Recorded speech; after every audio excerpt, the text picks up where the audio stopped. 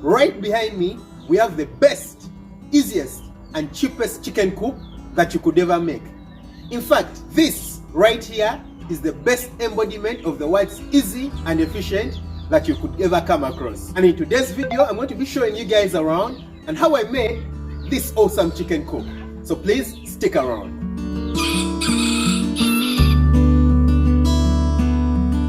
Hi guys, welcome back to the channel. My name is Dr. Daniel, a practicing medical doctor, very interested in poultry farming. And on this channel, Farm Up, you find everything you need to know about poultry farming, chicken farming, and with time, other kinds of poultry farming. Here, you learn so that everything is easier, quicker, and cheaper for you. Just like I'm going to be telling you guys about this chicken coop today. And if this is your first time watching me on this channel, please don't forget to hit the subscribe button, hit that notification bell, that way you never miss out on an upload, and don't forget to smash the like button. So if you've been following me for some time, you'll know that I was trying to make this chicken house for my grandmother. Her chickens, which I'm certain you can see inside here, there's some few turkeys in here, then some few chickens sleeping in here. They've been sleeping over in the kitchen, and that was a very, very bad idea. Because number one, the chickens would get attacked by fleas. I know you guys know fleas. It's very hard to control the fleas inside the kitchen because there's firewood in there, and then it's very hard to clean it up when the fleas come. You know, you'll get the fleas off the chickens, but then they'll always keep coming back. And then number two, it's very easy for the chicks, the young babies of the chicks, to die because oh, the rooster is making noise for me. Anyway, when the chicks are hatched, they can't stay in there the whole day because, you know, the kitchen has to be used for cooking and all that kind of stuff. So it gets opened up and then they come out, and, you know, the kites and all the birds of prey pick them up. Right in here, we'll be able to keep these chicks inside here during the day, so that way they remain safe and, you know, more of them get to grow up. And then again, it's easier to control diseases. And then again, it's easier to control diseases in a place like this because, you know, it's more aerated, it has lots of space. So what happened is that I had some poles lying down. These are the poles, guys.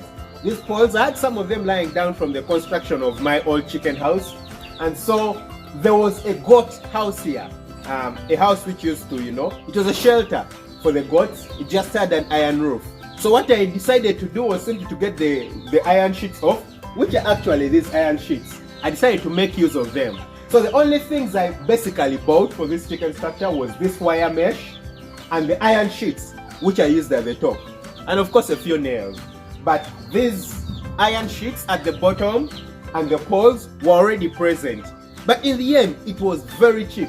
Let me give you guys the dimensions of this chicken house. It measures 18 feet in length and then 8 feet in width. And then the height, at the front here, we have 8 feet in the height and then 7 feet at the back. So it slants backwards so that the rain, you know, pours off. So I used 8 pieces of this wire mesh. The wire mesh is actually 4 feet in height and 8 feet in length. And then these iron sheets, which had actually been at the top of the previous goat house, there were 8 of them. They usually measure 3 feet by 4 feet. So as you guys can see, from the top to the bottom, like I told you, it's 8 feet and 7 feet the other side.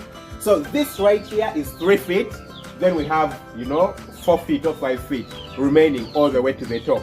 So the roof actually has 8 iron sheets. And then the previously used iron sheets, which are actually the 8 iron sheets, are what I used, you know, to form the frame for the bottom.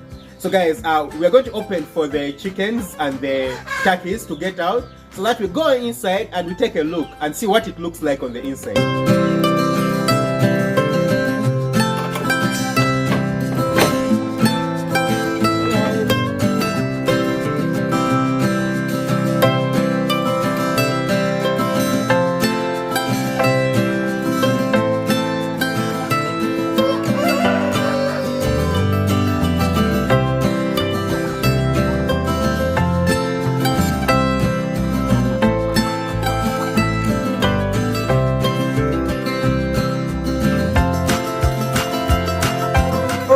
So here we are on the inside, and as you can see, it's just as simple as the outside.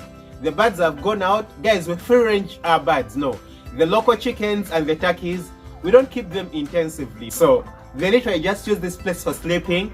Then in the morning, we open them up. They go out look for their own food. They are very good at foraging. So as you guys can see, we have wood shavings on the floor. Actually, these wood shavings are quite thick. I put quite a thick layer in here. Let me try to scratch through to the bottom. You see.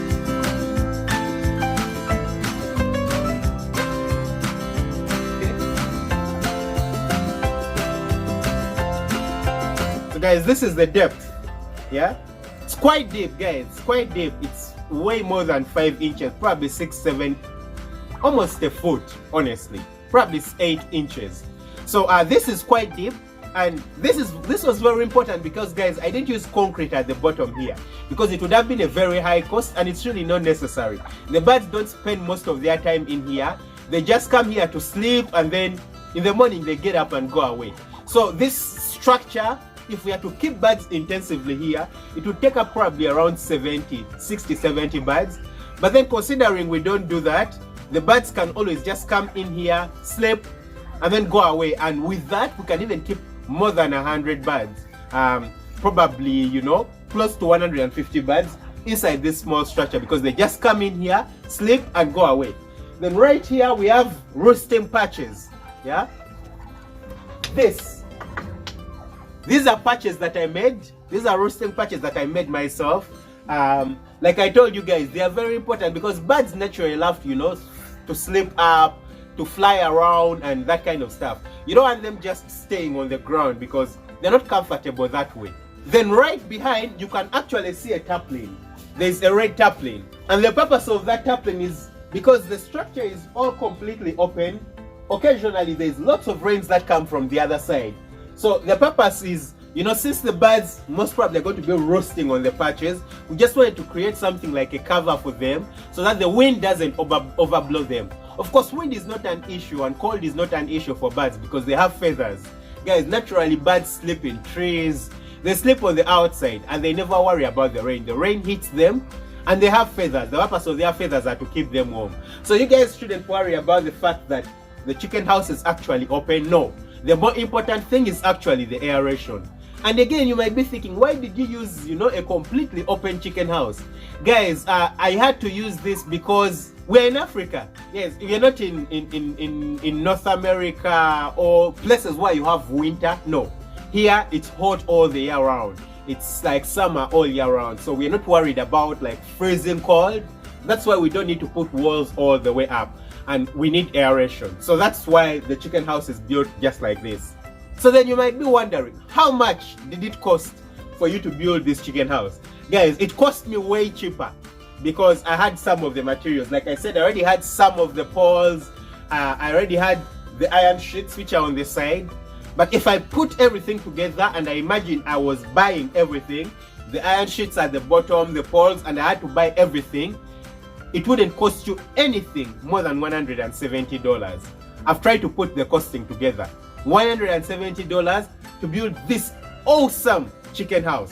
Guys, you can see how cheap it is. So guys, just build a cheap and efficient, easy chicken house for your chickens. It will be lovely, it will be nice. So we have just a few more things probably left to do. We're going to put a few laying nests in here for the chickens, and then we're going to put a few drinkers in here for water. We're not going to be putting any feeders in here for the food because, like I said, the birds feed. They go outside and look for their own feed.